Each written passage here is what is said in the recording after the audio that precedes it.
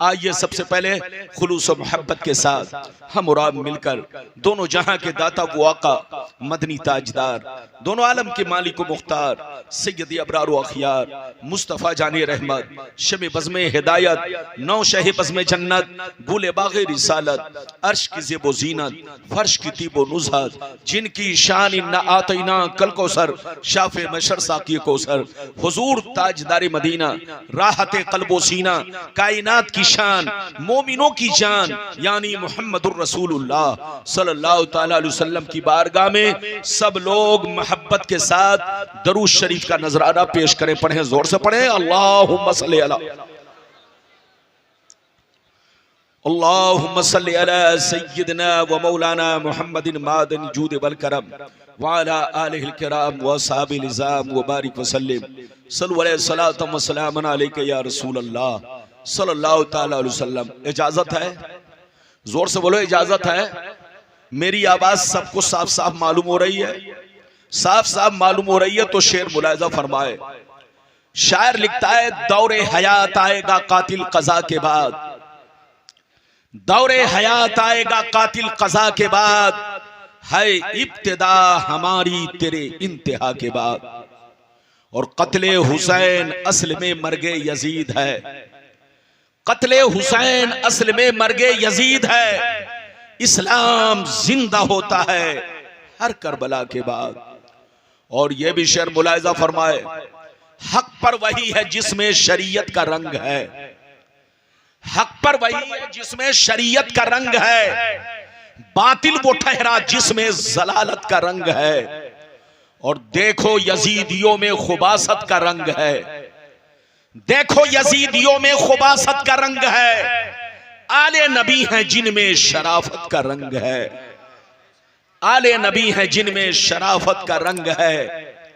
और नामो निशा यजीद का दुनिया से मिट गया, बाकी हुसैन तेरी इमामत का रंग है, बाकी हुसैन तेरी इमामत का रंग है। और गुजरे हुए जमाना हुए फिर भी आज तक करबल की सरजमी पे शहादत का रंग है, करबल की सरजमी पे, करबल की सरजमी पे शहादत का रंग है। मेरे दोस्त, मेरे अजीज, मेरे बच्चे, मेरी प्यारी माँ बहन, अभी मैंने जिस आयत को मौजू बनाया, इधर देखिए, गुलाम रब्बानी किस्सा कहानी नहीं बोलता, सिर्फ हदीस बोलता है। मैं जब तक आपके सामने खिताब करूंगा सिर्फ हदीस बोलूंगा और उसका मतलब बयान करूंगा। बिल्कुल अदब से बैठे। अभी मैंने जिस आयत को मौजू बनाया, अल्लाह ताला का इरशाद पाक, रसूल आप अपने कलमा पढ़ने वालों से कह दीजिए, आप अपने मानने वालों से कह दीजिए, आप अपने चाहने वालों से कह दीजिए, ओ मेरे कलमा पढ़ने वालों, मैं तबलीगे दीन पर तुमसे कोई बदला नहीं मांगता, मैं तबलीगे दीन पर तुमसे कोई मुआवजा नहीं मांगता, मैं तबलीगे दीन पर तुमसे कोई उजरत नहीं तलब कर रहा हूं। याद रखो, दुनिया का दस्तूर है कि दुनिया जब मेहनत करती है तो बदला चाहती है, दुनिया का दस्तूर है जब दुनिया मेहनत करती है तो मजदूरी चाहती है, दुनिया का दस्तूर है दुनिया वाले जब कोई काम करते हैं तो मुआवजा चाहते हैं। अल्लाह फरमाता है, रसूल आप अपने कलमा पढ़ने वालों से कह दीजिए कि मैं सुबह से लेकर शाम तक दीन की तबलीग करता हूं, अल्लाह का पैगाम तुम लोगों तक पहुंचाता हूं, दुश्मनों से गालियां सुनता हूं, दुश्मनों के पत्थरे खाता हूं, दुश्मनों के ताने सुनता हूं, लेकिन मैंने तुमसे कभी बदला नहीं मांगा, मुआवजा नहीं मांगा, उजरत नहीं मांगी। और कान खोलकर सुन लो, मुझे बदला नहीं चाहिए, मुआवजा नहीं चाहिए, उजरत नहीं चाहिए। अगर चाहिए तो अहले बैत की मोहब्बत चाहिए, अगर चाहिए तो अहले बैत का प्यार चाहिए, अगर चाहिए तो अहले बैत की उल्फत चाहिए। मेरी ख्वाहिश है कि तुम अहले बैत से मोहब्बत रखो, अहले बैत से प्यार करो, उनको तकलीफ ना पहुंचाओ। अगर इतनी बात समझ में आ गई तो सारा मजमा हाथ उठाकर बोलो सुभान अल्लाह, और जोर से बोलो सुभान अल्लाह। पहले तो आपको मैं ये बताऊं कि अहले बैत कौन लोग हैं। इधर देखिए, मशहूर में जो मशहूर हैं वो अली, फातिमा, हसन और हुसैन, ये चार मशहूर है। और इनकी जो औलादे हैं वो सब अहले बैत पाक है। ये मशहूर अहले बैत पाक है। वरना हकीकत ये है, अहले बैत में वो तमाम लोग शामिल हैं जो मेरे नबी के रिश्तेदार हैं, मेरे नबी के कराबतदार हैं, मेरे नबी के घर वाले हैं। मेरे नबी की जितनी बीबियां हैं सब अहले बैत पाक में है। मेरे नबी की जितनी बेटियां हैं सब अहले बैत पाक में है। मेरे नबी के जितने बेटे हैं सब अहले बैत पाक में है। मेरे नबी के जितने खादिम और गुलाम हैं सब अहले बैत पाक में है। मगर मशहूर, बोलो मशहूर, अली, फातिमा, हसन हुसैन और उनकी औलादें हैं। मेरी तरफ देखिए, कुरान कहता है अहले बैत से मोहब्बत करो। इधर देखिए, जैसे अल्लाह से मोहब्बत करना फर्ज है, रसूल से मोहब्बत करना फर्ज है, ऐसे ही अहले बैत से मोहब्बत करना फर्ज है। जैसे अल्लाह की मोहब्बत ईमान में दाखिल है, रसूल की मोहब्बत ईमान में दाखिल है, ऐसे ही अहले बैत की मोहब्बत भी ईमान में दाखिल है। अगर कोई अल्लाह की शान में गुस्ताखी करे तो काफिर हो जाए, रसूल की शान में गुस्ताखी करे तो काफिर हो जाए। इसी तरह अहले बैत की शान में जातन, नसबन, हसबन अगर कोई तौहीन, गुस्ताखी करे तो वो भी काफिर हो जाए। इससे पता चला अहले बैत से मोहब्बत करना जरूरी है। इसलिए अहले बैत से मोहब्बत रखो, इसी में ईमान की सलामती है, इसी में ईमान की बका है। मगर जनाब, आज जिस दौर से हम लोग गुजर रहे हैं, ये दौर बड़ा नाजुक आ गया है। दावा करने वाले तो लंबा लंबा दावा कर रहे हैं कि हम मोहब्बत करते हैं। जिसकी जितनी लंबी दाढ़ी है उसका उतना लंबा दावा है, हम मोहब्बत कर रहे हैं। मगर दलील सुन्नी के सिवा किसी और के पास नहीं है। मेरी तरफ देखिए, दावा सब करते हैं कि हम मोहब्बत करते हैं, लेकिन पहले मैं आपको ये बताऊं कि मोहब्बत कहते किसको है, तभी तो बात समझ में आएगी कौन सही मोहब्बत कर रहा है और कौन झूठा दावा कर रहा है। मोहब्बत कहते हैं इंसान जिससे सच्ची मोहब्बत करता है कभी उसका ऐब नहीं निकालता। इंसान जिससे सच्ची मोहब्बत करता है कभी उसका नक्स नहीं तलाशता। इंसान जिससे सच्ची मोहब्बत करता है हमेशा उसका खुतबा पढ़ा करता है, हमेशा उसकी तारीफें करता है, हमेशा उसके लिए जान देने की कोशिश करता है। ये है मोहब्बत का मिजाज। मोहब्बत करने वाला कभी अल्लाह के खिलाफ नहीं बोल सकता, मोहब्बत करने वाला कभी रसूल के खिलाफ सुन नहीं सकता, मोहब्बत करने वाला कभी यजीद की तारीफ और अहले बैत को बुरा नहीं कह सकता। और जो अहले बैत को बुरा कहे और यजीद की तारीफ करे तो समझ लो वो मोहब्बत नहीं कर रहा है, वो आपको दाढ़ी टोपी रख करके धोखा दे रहा है, फरेब दे रहा है, आपकी आंखों में धूल झोंक रहा है। आज दुनिया कहती है कि ये सुन्नी मौलवी हमारे खिलाफ बोलता है। सुन्नी मौलवी सबके खिलाफ नहीं बोलता, उसके खिलाफ बोलता है जो मेरे मुस्तफा के खिलाफ बोलता है, उसके खिलाफ बोलता है जो अहले बैत पैगंबर के खिलाफ बोलता है, उसके खिलाफ बोलता है जो किसी सहाबी के खिलाफ बोलता है। मगर जो मोहब्बत करते हैं हम उनसे मोहब्बत करते हैं। हम ये नहीं देखते बरेली का कौन है, हम ये नहीं देखते कचौछा का कौन है, हम ये नहीं देखते अजमेर का कौन है, हम ये नहीं देखते मक्का मदीना का कौन है। चाहे वो जहां का रहने वाला हो, अगर मोहब्बत करता है तो सीने में बसा लेते हैं और उनकी तौहीन करता है तो जूतियों की ठोकर से मार देते हैं।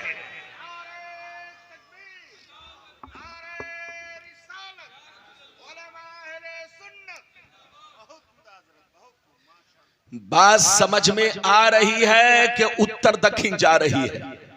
अरे जोर से बोलो, बात समझ में आ रही है ना? अरे बोलो, समझ में आ रही है ना? अभी तो मेरी तकरीर का आगाज है, आपको अंजाम तक पहुंचना बाकी है। बिल्कुल अदब से बैठे, होश में बैठे। माशाअल्लाह मजमा बड़ा शानदार और ऐसा लगता है यहाँ के लोग दीवाने हैं माशाअल्लाह, और इमाम हुसैन के मस्ताने हैं और आला हजरत के चाहने वाले हैं। बिल्कुल अदब से बैठे, होश में बैठे। पहले मैं आपको वो हदीस सुनाता हूं कि अहले बैत कौन लोग हैं। इजाजत है तो वो हदीस सुनाऊं। सारा मजमा अगर हदीस सुनना चाहता है तो हाथ उठाकर बोलो सुभान अल्लाह, और जोर से बोल दो सुभान अल्लाह, और जोर से बोलो सुभान अल्लाह। माशाअल्लाह गौर से सुनो, तिरमिजी शरीफ जिल्दे सानी बाबुल मनाकिब सफा नंबर 219 पर ये हदीस मौजूद है। अन अमर इब्ने अबी सलमता क़ाल लम्मा नज़लत हाज़िहिल आयतु अलन नबी सल्लल्लाहु अलैहि वसल्लम इन्नमा युरीदुल्लाहु लियुज़हिबा अन्कुमुर रिजसा अहलल बैत व युतहिरकुम तत्हीरा फी बैत उम्मे सलमा फदान नबियो सल्लल्लाहु अलैहि वसल्लम फातिमता व हसनन व हुसैना फजल्लहुम बिकिसा व अलीयुन खल्फ ज़हरिही फजल्लहु बिकिसा सुम्मा क़ाल अल्लाहुम्मा हाउलाए अहलो बैती फज़हिब अनहुमुर रिजसा व तहिरहुम तत्हीरा। जोर से बोल दो सुभान अल्लाह। इजाजत है? अरे जोर से बोलो इजाजत है? इजाजत है तो मैंने आपको बहुत शानदार हदीस सुनाई। ये हदीस कहाँ है? तिरमिजी शरीफ जिल्द नंबर 2 पेज नंबर 219 पर ये हदीस है। हजरत अमर बिन सलमा कहते हैं, हजरत अमर बिन सलमा रदियल्लाहु ताला अन्हु फरमाते हैं कि एक दिन मेरे सरकार अपनी बीवी उम्मे सलमा के घर में मौजूद थे। कहाँ मौजूद थे? सलमा जो सरकार की ज़ौजा मोहतरमा है, आपकी माँ, मेरी माँ, सारे मोमिनों की माँ है, उनके घर में मेरे सरकार मौजूद थे। जैसे सरकार मौजूद थे अचानक जिब्रील कुरान की आयत तत्हीर लेकर आ गए। कुरान की आयत तत्हीर लेकर आ गए। कुरान की आयत तत्हीर लेकर आ गए। इन्नमा युरीदुल्लाहु लियुज़हिबा अन्कुमुर रिजसा अहलल बैत व युतहिरकुम तत्हीरा।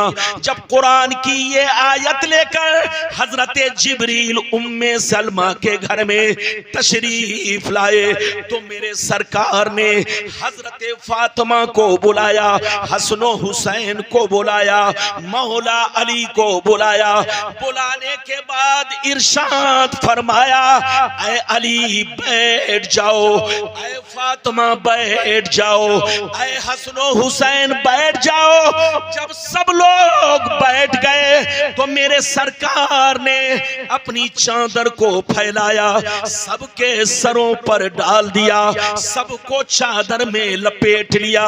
लपेटने के बाद अल्लाह से इस तरह दुआ करने लगे, अल्लाहुम्मा हाउलाई अहलो बैती फज़हिब अनहुमुर रिजसा व तहिरहुम तत्हीरा। नबी ने अल्लाह से इस तरह दुआ किया, ऐ मेरे परवरदिगार, ये सारे के सारे मेरी अहले बैते पाक हैं। मेरी तमन्ना है, मेरी आरज़ू है, मेरी ख्वाहिश है कि इन लोगों से दुनिया की हर बुराई को दूर कर दे और इन लोगों को खूब खूब पाक फरमा दे। हाथ उठाकर बोलो सुभान अल्लाह, और जोर से बोलो सुभान अल्लाह। इधर देखिए मेरे नबी ने अल्लाह से क्या दुआ किया, या अल्लाह, ये जितने लोग मेरी चादर में छुपे हैं ये सब के सब मेरी अहले बैत हैं। क्या कहा? ये सब के सब मेरी तमन्ना है, मेरी आरजू है, मेरी ख्वाहिश है कि इन लोगों से दुनिया की हर बुराई को दूर कर दे और इन लोगों को खूब खूब पाक साफ सुथरा बना दे। अब सीने पर हाथ रखकर बताओ, जिसके पाकी के लिए नबी दुआ किए हूं, बोलो वो गलत हो सकता है? और बोलो, हाथ उठाकर बोलो, गलत हो सकता है? जिसके पाकी का तस्करा कुरान में हो, बोलो क्या वो गलत हो सकता है? नहीं गलत हो सकता।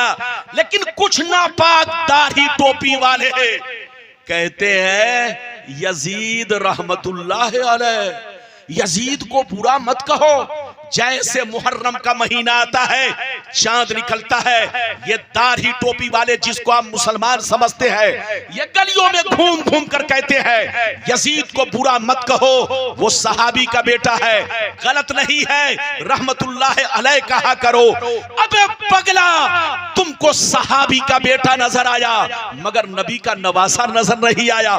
तुमको सहाबी का बेटा नजर आया मगर फातिमा की आंखों का तारा नजर नहीं आया।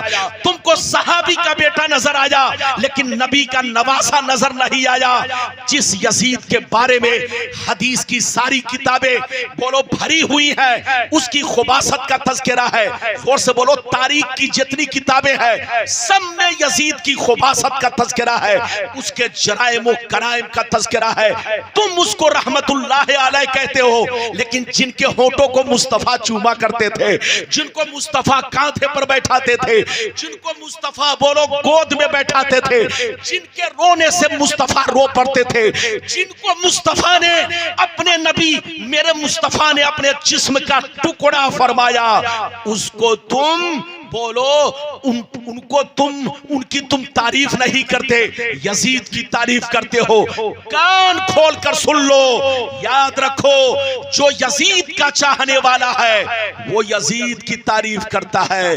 हम मुसलमान हुसैन के चाहने वाले हैं, हम हुसैन की तारीफ करते हैं और हम हुसैन के गुलाम हैं और कयामत तक हुसैन की तारीफ करते रहेंगे। एक बात और बताऊं, इधर देखिए, आप अमेरिका गए होंगे, आप जापान गए होंगे, आप सऊदिया गए होंगे, आप पूरी दुनिया में जाते हैं नौकरी करने, सर्विस करने, बोलो तिजारत करने जाते हैं। आज तक आपने किसी मुल्क में यजीद नाम का मुसलमान देखा? अरे बोलो, यजीद नाम का मुसलमान देखा?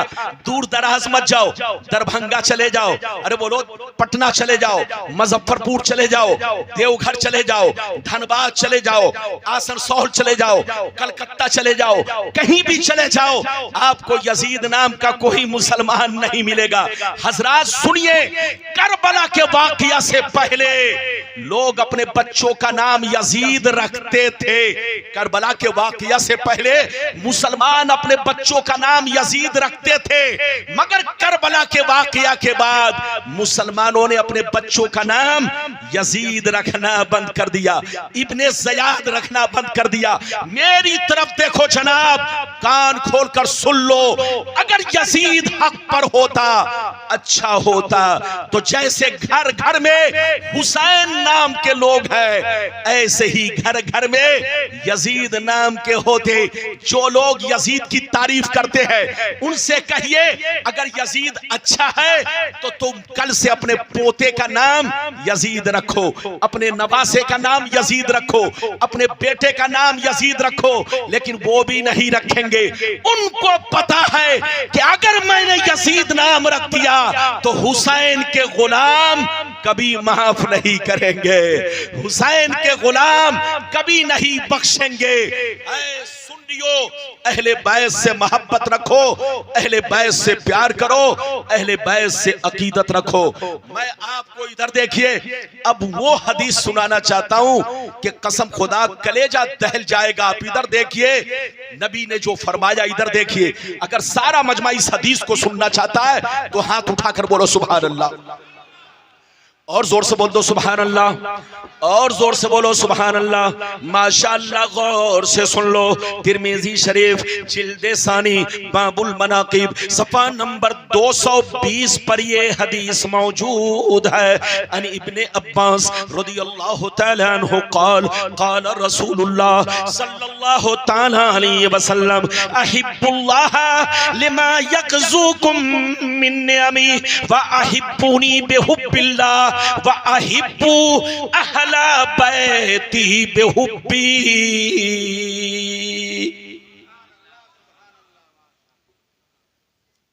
जल्दी बैठिए, बैठ जाइए। इधर देखिए, मैंने आपको जो हदीस सुनाई, बड़ी शानदार हदीस। इधर देखिए, नबी फरमाते हैं ऐसे तो दुनिया में मोहब्बत की बेशुमार किस्में हैं।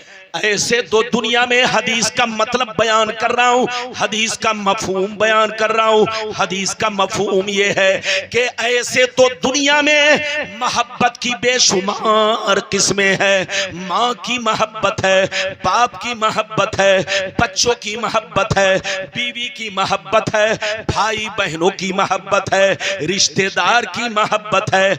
ऐसे तो दुनिया में मोहब्बत की बेशुमार किस्में हैं, मगर याद रखो सारी मोहब्बतों में मेन तीन है, असल तीन है। सारी मोहब्बतों में मेन तीन है, असल तीन है। अगर ये तीनों नहीं तो सारी मोहब्बतें बेकार है। मेन कितनी मोहब्बत है? जोर से बोलो, और जोर से बोलो, मेन कितनी मोहब्बत है? इधर देखिए, दुनिया में मोहब्बत की बेशुमार किस्में हैं। माँ बाप की मोहब्बत, बीवी बच्चों की मोहब्बत, जोर से बोलो, रिश्तेदार की मोहब्बत, भांजा भांजी की मोहब्बत, भाई बहन की मोहब्बत, ये सब मोहब्बत है ना। नबी फरमाते हैं कि सारी मोहब्बतों में मेन तीन है, असल, जोर से बोलो, असल तीन है। अगर ये तीनों नहीं तो सारी मोहब्बतें बेकार है। वो तीन क्या है सुनिए, कलेजा दहल जाएगा। सुनिए वो तीन क्या है, सुनिए। नबी फरमाते हैं मोहब्बत का पहला दर्जा ये है, मोहब्बत की पहली सीढ़ी ये है, मोहब्बत का पहला जीना ये है, अव्वल दर्जा मोहब्बत का ये है कि तुम कहीं भी रहो, किसी हाल में रहो, जहां भी रहो, मगर अल्लाह से मोहब्बत करो। जोर से बोलो सुभान अल्लाह। नबी फरमाते मोहब्बत का पहला दर्जा, अव्वल दर्जा क्या है? इधर देखो, अव्वल दर्जा ये है कि तुम अपने माँ बाप से ज्यादा, आलो औलाद से ज्यादा, बच्चों से ज्यादा, भाई बहनों से ज्यादा, अपने माले तिजारत से ज्यादा, दुनिया की हर चीज से ज्यादा, तुम जहां भी रहो, जिस हाल में रहो, मगर अपने रब से मोहब्बत करो। आपको पता है,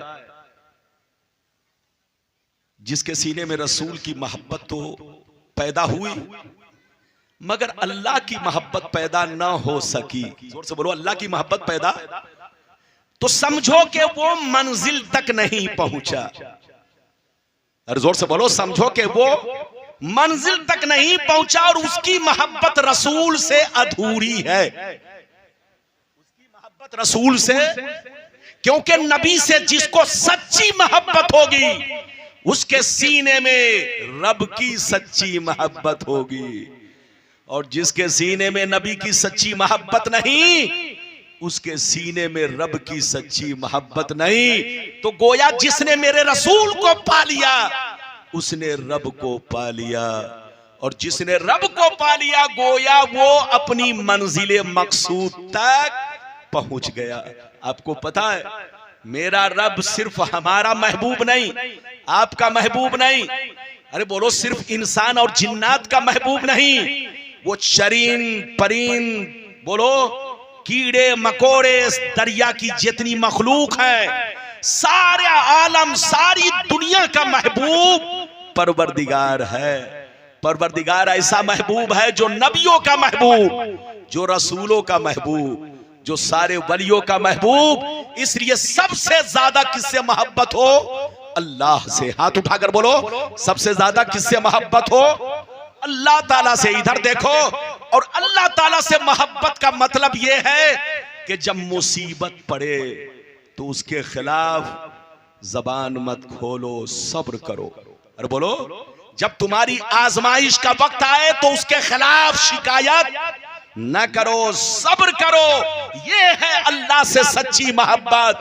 अल्लाह अगर हमें बोलो जिस हाल में रखे उस महबूब का शुक्र है, उस महबूब का करम है। तो नबी फरमाते, सुनिए, नबी फरमाते हैं ऐसे तो दुनिया में मोहब्बत की बेशुमार किस्में हैं, मगर सारी मोहब्बतों में मेन तीन है। अगर ये तीनों नहीं तो सारी मोहब्बतें बेकार है। लेकिन इन तीन में अव्वल दर्जा क्या है? अव्वल दर्जा ये है, अव्वल दर्जा ये है कि तुम जहां भी रहो, जिस हाल में रहो, जिस हाल में रहो, जहां भी रहो, मगर अपने रब से मोहब्बत करो। अपने माँ बाप से ज्यादा, आलो औलाद से ज्यादा, बच्चों से ज्यादा, अपने जमीन जायदाद से ज्यादा, सारी चीजों से ज्यादा, सबसे ज्यादा अपने रब से मोहब्बत करो। ये अव्वल दर्जा। और दूसरा दर्जा क्या है? इधर देखिए, दूसरा दर्जा ये है, नबी फरमाते हैं अगर अल्लाह से सच्ची मोहब्बत है, अगर अल्लाह से तुम लोगों को सच्ची मोहब्बत है तो मैं उसका रसूल हूं, मुझसे भी मोहब्बत करो। मोहब्बत का दूसरा दर्जा ये है, अगर अल्लाह से सच्ची मोहब्बत है तो मैं उसका रसूल हूं, मुझसे भी मोहब्बत करो। और अगर मुझसे सच्ची मोहब्बत है तो मेरी अहले बैत से मोहब्बत करो।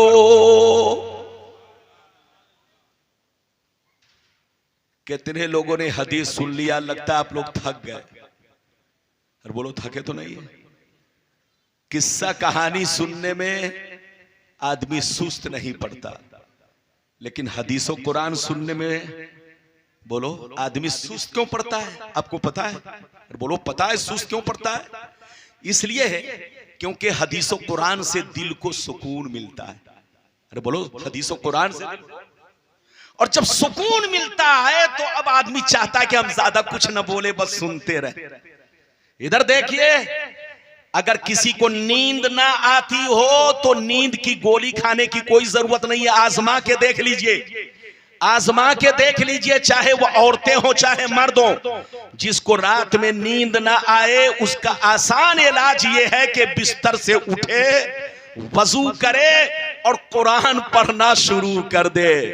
जैसे वो बोलो 2-3 सफा ही पढ़ेगा कि उसे नींद आने लगेगी। तो नींद आने का और नींद लाने का आसान तरीका यह है, अल्लाह का जिक्र करो, तुम्हारे दिल को सुकून पहुंचेगा, यकीनी बात है तुम्हें नींद आएगी। तो नींद लाने का तरीका बहुत आसान तरीका यह है कि या तो सुभान अल्लाह तस्बीह पढ़ना शुरू कर दो बैठ करके, या तो बोलो अल्लाह का जिक्र करना शुरू कर दो, या 10 मरतबा 11 मरतबा आयतल कुर्सी पढ़ना शुरू कर दो, या कुरान के बोलो पारे की तिलावत करना शुरू कर दो। जिनको नींद नहीं आती है बड़ी आसानी से उनको नींद आने लगेगी। ये तो इलाज मैंने आपको बताया, और अल्लाह के जिक्र का असर और हदीसों कुरान का असर आप तक मैंने पहुंचाया। अब चलिए मैं आपको वो हदीस सुनाता हूं जिसमें यजीद की खुबासत का तज़किरा है। अरे बोलो किसका? यजीद की खुबासत का तज़किरा। जो लोग यजीद की तारीफ करते हैं उनसे पूछिए कि यजीद के बेटा का नाम क्या है। उनसे पूछिए यजीद के बेटा का नाम क्या है। अगर वो बता दे कि उसके बेटा का नाम मुआविया है, अरे बोलो क्या नाम है? यजीद के बेटा का नाम मुआविया। इधर देखिए, जब यजीद मर गया करबला के वाकया के बाद, करबला के वाकया के लगभग 2-2.5 साल, लगभग 2-2.5 साल के अंदर जब वो बीमारी में मुब्तला हुआ, अज़ाब इलाही में मुब्तला हुआ, और जब वो मर गया तो यजीद के चाहने वालों ने उसके 21 साला बेटे को जबरदस्ती कुर्सी पर बैठने को कहा। तो बेटे ने क्या कहा? मैं उस कुर्सी को लात मारता हूं जिस कुर्सी पे बैठ करके नबी के नवासे का खून बहाया गया है, नबी की अहले बैत को तकलीफ पहुंचाई गई है, मैं उस कुर्सी को लात मारता हूं। अब आप सीने पर हाथ रखकर बताइए, यजीद का अपना बेटा, अरे जोर से बोलो, यजीद का अपना बेटा बाप को गलत कह रहा है, लेकिन डुप्लीकेट लोग कहते हैं यजीद हक पर है। अब फैसला करो कि अपने की बात मानोगे कि डुप्लीकेट की बात मानोगे। लड़ने का वक्त नहीं, झगड़ने का वक्त नहीं। लड़ना है तो दिमाग से लड़ो। अरे जोर से बोलो, लड़ना है तो दिमाग से लड़ो। लाठी बांस से लड़ने वाला पागल है पागल, दीवाना है दीवाना, जाहिल है जाहिल। अब मैं आपको वो हदीस सुनाने जा रहा हूं कि जिसमें यजीद की खुबासत का तज़किरा है। इजाजत दीजिए तो वो हदीस आपको सुना दूं ताकि आपको पता चले यजीद कितना खबीस था। अरे बोलो कितना खबीस था। ऐसे तो बहुत सारी हदीसें हैं, लेकिन ये हदीस जो मैं सुनाने जा रहा हूं ये मशहूर किताब मिशकात शरीफ पेज नंबर 545। जोर से बोलो, मिशकात शरीफ जिल्द नंबर 2 पेज नंबर 545। अगर गलत साबित किसी ने किया तो 5 लाख का इनाम दिया जाएगा। लेकिन किसी की अम्मा ने दूध नहीं पिलाई है कि इस हदीस को गलत साबित कर सके। आप इस हदीस को सुनिए और जो लोग यजीद की तारीफ करते हैं उनके सामने इस हदीस को पेश कीजिए और पूछिए इस हदीस का तुम्हारे पास जवाब क्या है। इजाजत है तो मैं आपको हदीस सुनाऊं। बोलो इजाजत है, सो तो नहीं रहे। सारा मजमा हाथ उठाकर बोलो सुभान अल्लाह। और जोर से बोल दो सुभान अल्लाह, और जोर से बोलो सुभान अल्लाह। माशाअल्लाह, गौर से सुनो। मिशकात शरीफ जिल्दे सानी बाबुल करामत सफा नंबर 545। अन सईद बिन अब्दुल अजीज रदियल्लाहु तआला अन्हु क़ाल लम्मा कान अय्यामुल हर्रा लम युअज़्ज़न फी मस्जिदिन नबी सल्लल्लाहु अलैहि वसल्लम सलासन वलम युक़म वलम यबरा सईद इब्न मुसय्यिब अल मस्जिदा वकाना ला यारिफु वक्त सलात इल्ला बिहमहमतिन यस्मउहा मिन कब्रिन नबी सल्लल्लाहु अलैहि वसल्लम। जोर से बोल दो सुभान अल्लाह। बड़ी शानदार हदीस मैंने आपको सुनाई, बहुत शानदार। इस हदीस को आप सुन लेंगे, मतलब अगर सुन लेंगे तो जो लोग यजीद की तारीफ करते हैं और इमाम अली मकाम को इधर उधर बोलते हैं उनकी जबान पर ताला लग जाएगा। वो तौबा करेंगे, तौबा। मेरी तरफ देखिए। सईद बिन अब्दुल अजीज कहते हैं, सईद बिन अब्दुल अजीज कहते हैं कि जब यजीदियों ने करबला वाले हुसैन को शहीद कर डाला, जब यजीदियों ने फातिमा जहरा के बेटों को शहीद कर डाला तो और दिलेर हो गया और बहादुर हो गया। अब वो सोचने लगा कि मुझसे कौन मुकाबला करेगा। जो मुकाबला करने वाला था मैंने उसके घराने को शहीद कर दिया। यजीद और दिलेर हो गया और यजीद बढ़ गया और उसका जुल्म बढ़ गया। इतना बढ़ा कि मक्कतुल मुकर्रमा की बेहुरमती की, मक्कतुल मुकर्रमा के हजारों सहाबा को बेदर्दी से कत्ल करवाया। मदीनातुल मुनव्वरा में जाकर के हजारों सहाबा को बेदर्दी से कत्ल करवाया। करबला के वाकया के बाद मक्का और मदीना में वो जुल्म ढाया कि 10,000 से ज्यादा सहाबा को कत्ल करवाया। कितने सहाबा को? जोर से बोलो। 10,000 से ज्यादा सहाबा को मक्का और मदीना में करबला के वाकया के बाद कत्ल करवाया। उसके बाद क्या हुआ सुनिए। मदीने की औरतों को अपने फौजियों पर हलाल कर दिया। मदीने की औरतों को अपने फौजियों पर हलाल कर दिया। हलाल का मतलब समझ रहे हैं। अपने फौजियों से कहा कि मदीना की जिन औरतों को चाहो तुम गलत इस्तेमाल कर सकते हो। उस जालिम यजीद ने मदीना की पाक दामन औरतों की इज्जतों पर हमला करवाया। हजारों सहाबा को बेदर्दी से कत्ल करवाया। और इस हदीस में है कि 3 दिन तक मस्जिद नबवी में नमाज ना हो सकी, अजान ना हो सकी। सकी। वजह क्या थी? मस्जिद नबी में 3 दिन तक घोड़े बंधे थे। मस्जिद नबी में 3 दिन तक घोड़ा अपना लीद फैलाता रहा, पेशाब करता रहा, घोड़े गंदगी फैलाते रहे। 3 दिन तक मस्जिद नबवी में अजान ना हो सकी, नमाज ना हो सकी। यजीद ने वो जुल्म ढाया कि मक्का वालों पर हमला किया, मक्का के सहाबा को कत्ल किया, मदीना वालों पर हमला किया, मदीने की औरतों की इज्जतों पर हमला करवाया, मदीने के सहाबा को कत्ल करवाया। मक्का और मदीना में 10,000 से ज्यादा सहाबा को उस जालिम ने कत्ल करवाया। उसके बाद क्या हुआ? मस्जिद नबी में 3 दिन तक घोड़े बंधवाए, घोड़ों से पखाना पेशाब करवाया, अजान बंद रही, नमाज बंद रही, कर्फ्यू जैसा माहौल रहा। कोई नमाज पढ़ने नहीं गया, कोई अजान देने नहीं गया। सईद बिन मुसय्यिब जो ताबीन में से है, उनका कहना है कि मैं अकेले 3 दिन तक भूखे प्यासे मस्जिद नबवी में छुप कर रहा, लेकिन मैंने नमाज नहीं छोड़ी, मैंने नमाज नहीं छोड़ी। 3 दिन तक भूखे प्यासे मस्जिद नबवी में छुप कर रहा, लेकिन नमाज मैंने नहीं छोड़ी। नमाज किस तरह पढ़ी सुनिए। वो फरमाते हैं कि मैंने जो वक्त को पहचाना, मैंने जो टाइम को पहचाना, किसी से पूछ कर नहीं, सितारों को देख कर नहीं, सूरज का साया देख कर नहीं, मैंने जो वक्त को पहचाना इस तरह पहचाना कि मैंने 3 दिन तक नमाज इस तरह पढ़ी, जब जब नमाज का वक्त होता नबी की कब्र से अज़ान की आवाज आती।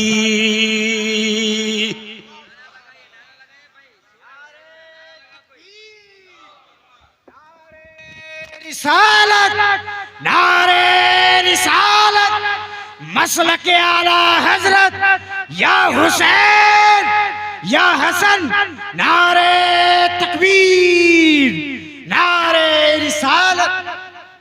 ये बताइए कितने लोगों ने हदीस सुन लिया? आप अगर कुछ मतलब समझे, कुछ बाकी है तो जरा ज़हन लगाइए। इधर देखिए, मैंने जो आपको हदीस सुनाई ये किस किताब की है? जल्दी बोलो। मिशकात शरीफ, जिल्द नंबर 2, पेज नंबर, जल्दी बोलिए, 545। गलत साबित करने पर मुंह मांगा इनाम। इधर देखिए, यजीदियों ने वो जुल्म ढाया, जैसे अभी आपने देखा फिलिस्तीन पर हमला करने के बाद इजराइल शेर बन गया। अरे बोलो, अभी आपने देखा ना। लेकिन ईरान ने जब अपना बांस डाला तो बिल्कुल ठीक हो गया। ईरान का बांस बड़ा खतरनाक था। बड़े बड़े जालिमों के दुनिया में एक पर एक जालिम जन्म लिए, लेकिन हर जालिम के सामने कोई ना कोई बड़ा बांस लेकर तो जरूर पहुंचा है। तो ऐसे ही इधर देखिए, करबला के वाकया के बाद यजीद का जुल्म और बढ़ गया। इतना बढ़ा कि मक्कतुल मुकर्रमा के सहाबा को बेदर्दी से कत्ल करवाया, काबा पर हमला करवाया, काबा की दीवार चटक गई। तारीख की किताब पढ़िए तो पता चलागा कि पत्थरों की इतनी बारिश करवाई मक्का में कि काबा की दीवार चटक गई। इधर देखिए, हजारों सहाबा को बेदर्दी से कत्ल करवाया।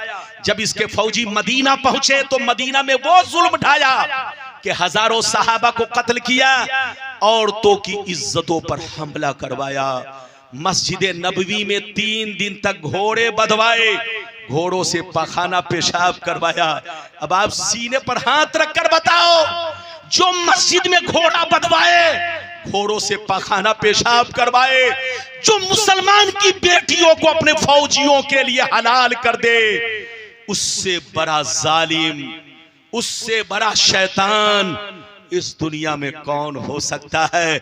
अब उसी शैतान की जिसके जुल्म का डंका पूरी दुनिया में बज रहा है, जिसके खुबासत का चर्चा पूरी दुनिया में हो रहा है, जिसके जुल्म की शोहरत पूरी दुनिया में है, जिसकी अय्याशी का बाजार पूरी दुनिया में गर्म हो चुका है।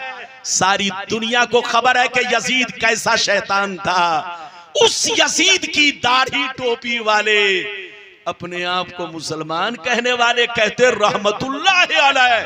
अबे पागल की औलाद, वो तुम्हारे लिए रहमतुल्लाह है। अरे बोलो, लेकिन इमाम हम्बल के नजदीक लानतुल्लाह है। और भी हमारे उलमाए अहले सुन्नत बाज फुकहा के नजदीक लानतुल्लाह है। यजीद के फिस्को फजूर पर दुनिया भर के मुसलमानों का इत्तेफाक है। यह और बात है कि कुफ्र में इख्तलाफ है, किसी ने सुकूत फरमाया और किसी ने यजीद को काफिर लिखा, मगर फिस्को फजूर और उसके जराइम और कराइम की बात है तो सारी दुनिया के मुसलमानों का इस पर इत्तेफाक है कि यजीद उस जालिम इंसान का नाम है जिसने काबा पर हमला करवाया।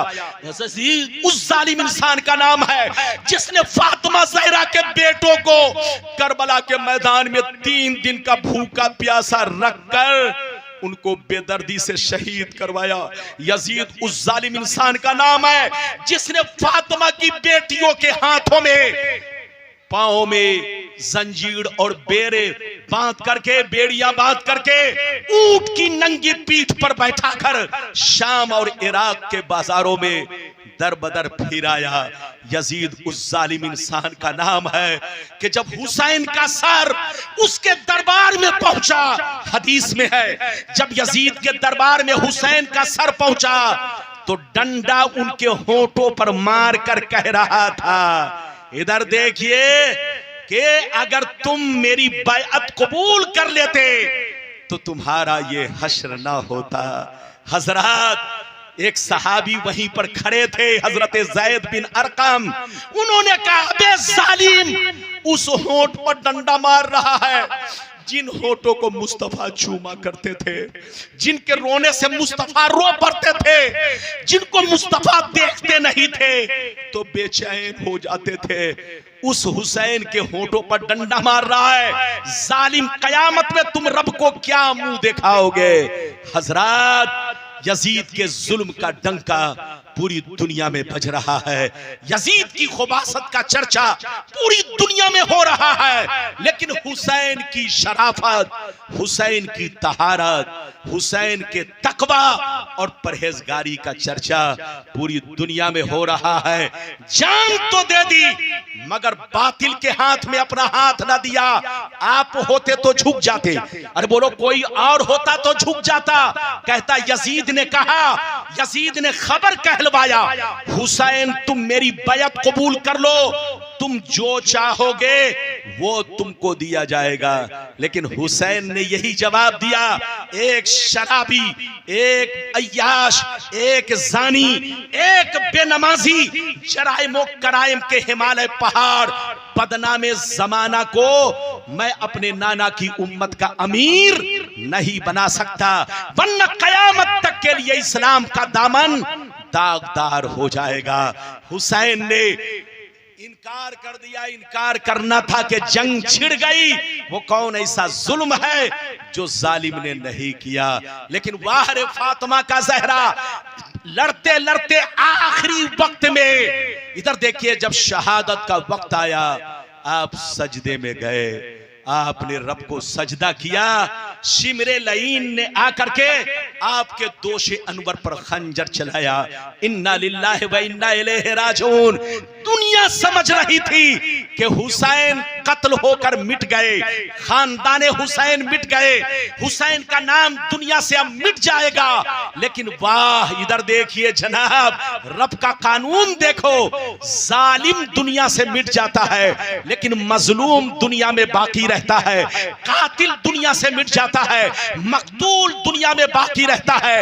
यजीद मिट गया, यजीद का खानदान मिट गया, यजीद की नस्लें मिट गई, लेकिन हुसैन जैसे कल जिंदा थे आज भी जिंदा है। उनकी औलाद जैसे कल दुनिया में थी आज भी दुनिया में है, और कयामत तक हुसैन की औलाद दुनिया में बाकी रहेगी। कत्ले हुसैन असल में मर्गे यजीद है, इस्लाम जिंदा होता है। हर करबला के बाद लगता है आप लोग थक गए और मैं भी थक गया। इधर देखिए, मैंने इसलिए, इधर देखिए ये साउंड बॉक्स जो रखा हुआ है, जो देख रहे हैं ना, ये इतना बड़ा, अरे बोलिए, कम से कम 3 फीट लंबा और 3 फीट चौड़ा। ये कितनी दूरी पर है? 10 हाथ की दूरी पर है, और वो भी सामने में है। अरे बोलिए, सामने में है। तो अब आप फैसला करें। इतने करीब से माइक बहुत अच्छा है, माइक में कोई गड़बड़ी नहीं है, लेकिन ये साउंड बॉक्स जो सामने इतने करीब में है, अगर ये थोड़ा सा उस गुमती के पास या जहां पर जनाब बैठे हुए बिल्कुल लास्ट में, अगर वहां पर यह साउंड बॉक्स होता तो बड़ी अच्छी आवाज आपको मिलती और बोलने वाले को ज्यादा ताकत भी नहीं लगती। चूंकि ये डीजे है, बहुत करीब से अगर आप मुझको आवाज देंगे तो ये फेफड़ा फाड़ने वाली चीज है, लेकिन फिर भी आप बर्दाश्त कर रहे हैं। बर्दाश्त कीजिए, मैं भी बर्दाश्त कर चुका हूं। इजाजत दीजिए तो मैं अब आपको बस एक कहिए तो यहीं पर रोक दूं और वो हदीस सुना दूं। देखिए, आपकी मर्जी पर है।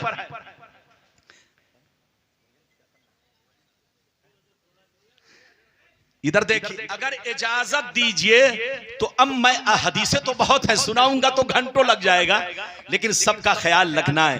मैं आपको वो हदीस सुनाना चाहता हूं कि इजराइल और फिलिस्तीन के जंग की हकीकत क्या है। अरे बोलिए, 1.5 साल से ज्यादा हो गए, लेकिन अरब के बादशाहों ने फिलिस्तीन का साथ क्यों नहीं दिया? अगर इजाजत दीजिए तो मैं 10 मिनट के अंदर अपनी बातें मुकम्मल करूं। इजाजत है? जल्दी बोलो, इजाजत है? सिर्फ 10 से 12 मिनट हमारे सेक्रेटरी साहब ने कहा। कुछ देर और बोल दीजिए, क्या नाम है सेक्रेटरी साहब का?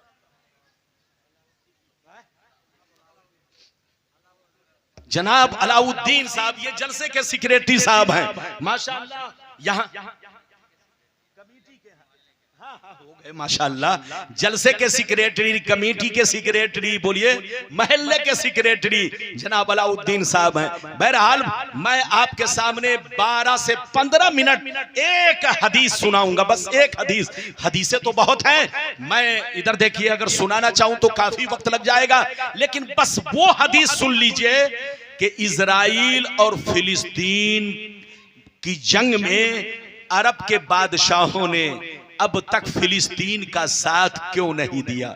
अगर ध्यान से सुनेंगे तब मैं सुनाऊंगा, ये बड़ी कीमती हदीस है। अरे बोलिए, ये बड़ी कीमती हदीस है। अगर ध्यान से सुनेंगे तब सुनाऊंगा, वरना मैं खत्म कर दूंगा तकरीर। इजाजत है? अगर ध्यान से सुनेंगे तो सारा मजमा हाथ उठाकर बोलो सुभान अल्लाह। मेरी तकरीर के वक्त ये बड़ी कीमती हदीस, इधर देखिए जनाब सेक्रेटरी साहब अलाउद्दीन भाई, बड़ी कीमती हदीस है ये हदीस। इधर देखिए, कसम खुदा अगर आप सुन लेंगे तो आप दंग रह जाएंगे, दंग। इधर देखिए, और आपके होश उड़ जाएंगे और आप तौबा करेंगे, तौबा, अल्लाह से माफी मांगेंगे, माफी। इजाजत है तो मैं आपको हदीस सुनाऊं, लेकिन ऐसे नहीं सुनाऊंगा, सारा मजमा इस हदीस को सुन लो। अगर इजाजत है तो हाथ उठाकर बोलो सुभान अल्लाह, और जोर से बोल दो सुभान अल्लाह, और जोर से बोलो सुभान अल्लाह। माशाअल्लाह, गौर से सुन लो, मिशकात शरीफ, जोर से बोलो मिशकात शरीफ, जिल्दे अव्वल, किताबुल ईमान, सफा नंबर 30 की हदीस सुनो। किताबुल ईमान सफा नंबर 30 की हदीस सुनो। अन अमर इब्ने अबी अन अब्दुल्लाह इब्ने उमर अन अब्दुल्लाह इब्ने अमर रदियल्लाहु तआला अन्हु क़ाल क़ाल रसूलुल्लाह सल्लल्लाहु ताला अलैहि वसल्लम ला यातियन्ना अला उम्मती कमा अता अला बनी इसराइल हज़बन नाल बिन नाल हत्ता इन कान मिनहुम मन अता उम्महु अलानिया लकान फी उम्मती मन यसनु ज़ालिक व इन बनी इसराइल तफर्रकत अला सनतैन व सबईन मिल्ला व तफ्तरिकु उम्मती अला सलासिन व सबईन मिल्ला कुल्लुहुम फिन्नार इल्ला मिल्लतन वाहिदा।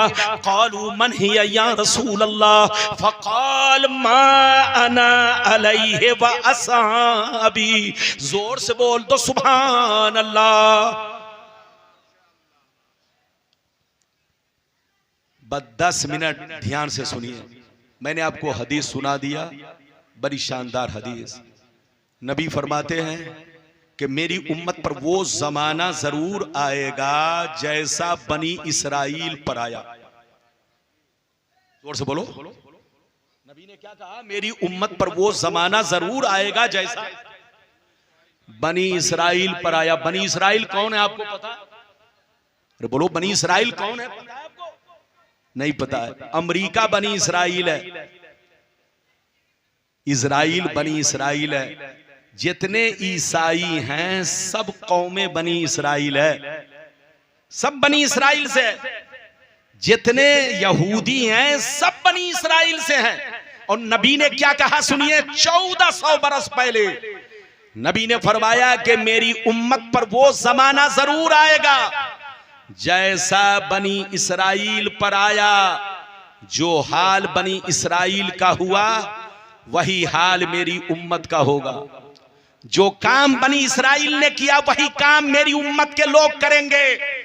अगर उसमें किसी छोकरे ने मां के साथ बदफेली की होगी तो मेरी उम्मत में भी कुछ छोकरे होंगे जो उसी बनी इसराइल के रास्ते पर चलेंगे।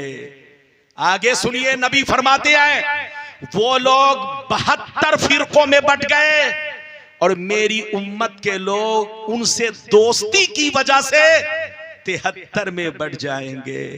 एक जन्नती 72 जहन्नमी। ये 72 जहन्नम में इसलिए जाएंगे कि अपने आप को तो कहेंगे कि हम मुसलमान हैं, नाम रखेंगे अब्दुल्ला, नाम रखेंगे मोहम्मद, नाम रखेंगे बोलो अब्दुल गफ्फार, नाम रखेंगे सुहैल, नाम रखेंगे सलमान, लेकिन अंदर से सब यहूदी होंगे। सब उसी बनी इसराइल के 72 फिरकों से जुड़े होंगे। उनका कनेक्शन उन्हीं बनी इसराइल के 72 फिरकों से होगा। और एक फिरका जन्नती। सहाबा ने अर्ज किया कौन सा फिरका? तो नबी ने फरमाया वो फिरका जन्नती है कि लाख आंधियां चले, लाख तूफान आए, लाख जमाना रंग बदले, लेकिन एक फिरका हमेशा मेरे रास्ते पर, सहाबी के रास्ते पर कायम रहेगा। आप इस हदीस को सुन चुके। अब मैं आप लोगों से पूछना चाहता हूं, इधर देखिए, मेरी तरफ देखिए। आपने नबी की हदीस सुनी। नबी ने क्या कहा कि मेरी उम्मत पर वो जमाना जरूर आएगा जैसा बनी इसराइल पर आया। बनी इसराइल ये अमेरिका, जितने ईसाई, जितने यहूदी हैं, ये सब बनी इसराइल से हैं। और नबी ने फरमाया कि मेरी उम्मत पर वो जमाना जरूर आएगा जैसा बनी इसराइल पर आया। जो हाल उनका हुआ वही हाल मेरी उम्मत का होगा। जो जो काम उन लोगों ने किया वो काम मेरी उम्मत के लोग करेंगे। यहां तक के मन अता उम्महु अलानिया, अगर वो अपनी मां के साथ खुल्लम खुल्ला बदफेली करेंगे तो मेरी उम्मत में भी कुछ कमीने होंगे जो उसी के रास्ते पर चलेंगे। वो लोग 72 फिरकों में बट गए, लेकिन मेरी उम्मत उनसे दोस्ती करके 73 में बटेगी। एक जन्नती 72 जहन्नमी। ये 72 जहन्नम में इसलिए जाएंगे कि नाम तो मुसलमान का होगा मगर दिल यहूदी का होगा, दिमाग यहूदी का होगा, नजरिया यहूदी का होगा, सोच यहूदी की होगी। अंदर से उनका किरदार और कैरेक्टर सब यहूदी की तरह होगा। जब आप इस हदीस को सुन चुके तो अब आप अरब की तरफ नजर दौड़ाइए। आज से 100 साल पीछे चलिए, अरब का माहौल अलग था।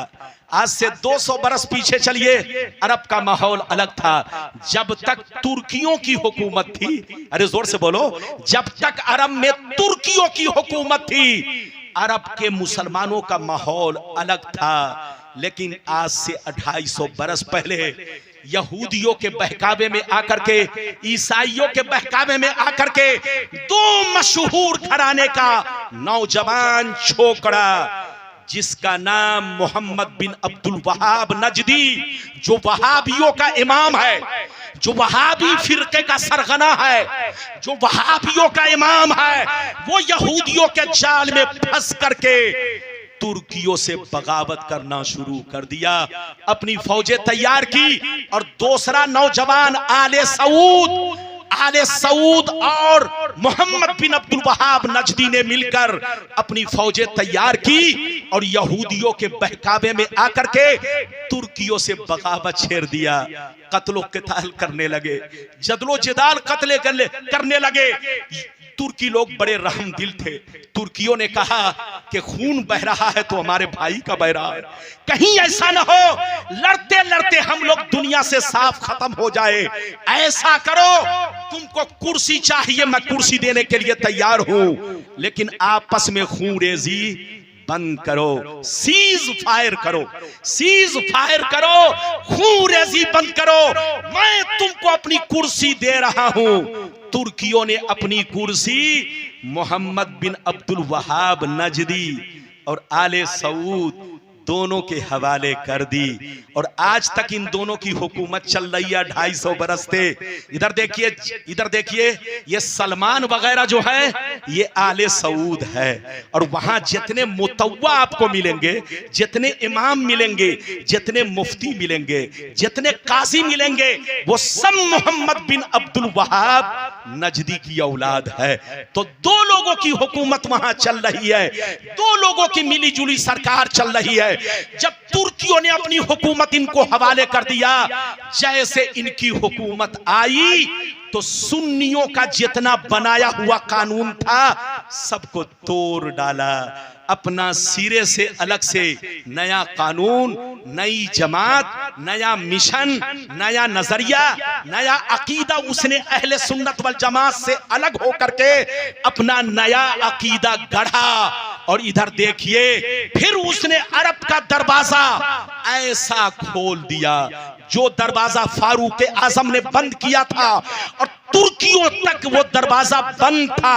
एक भी यहूदी अरब में मकान नहीं बना सकता था, एक भी यहूदी अरब में कारोबार नहीं कर सकता था, एक भी यहूदी अरब में रह नहीं सकता था। लेकिन जैसे इन लोगों की हुकूमत आई, इन लोगों ने बोलो अरब का दरवाजा खोल दिया। अब यहूदी लोग अरब में आने लगे, ईसाई लोग अरब में आने लगे, बोलो बेला झिझक वो लोग कारोबार भी करने लगे, मकान भी बनाने लगे। अब 2 मिनट की बात है, ध्यान से सुनिए। जब कारोबार करने लगे, मकान बनाने लगे, तो यहूदियों के दिल में आग भड़क रही थी हुजूर के जमाने से। अरे बोलो, हुजूर के जमाने से, फारूक आजम के जमाने से इनके सीने में आग भड़क रही थी कि अरब पर कब कब्जा किया जाए, अरब पर अपनी हुकूमत कब की जाए। तो उनके सीने में आग भड़क रही थी, लेकिन मौका की तलाश में था। उनको बड़ा अच्छा मौका मिला, मोहम्मद बिन अब्दुल वहाब नजदी और आले सऊद को अपने जाल में फंसाया और फंसाने के बाद जो दरवाजा अरब का यहूदियों के लिए बंद था, ईसाइयों के लिए बंद था, जैसे इनकी हुकूमत आई दरवाजा खोल दिया गया।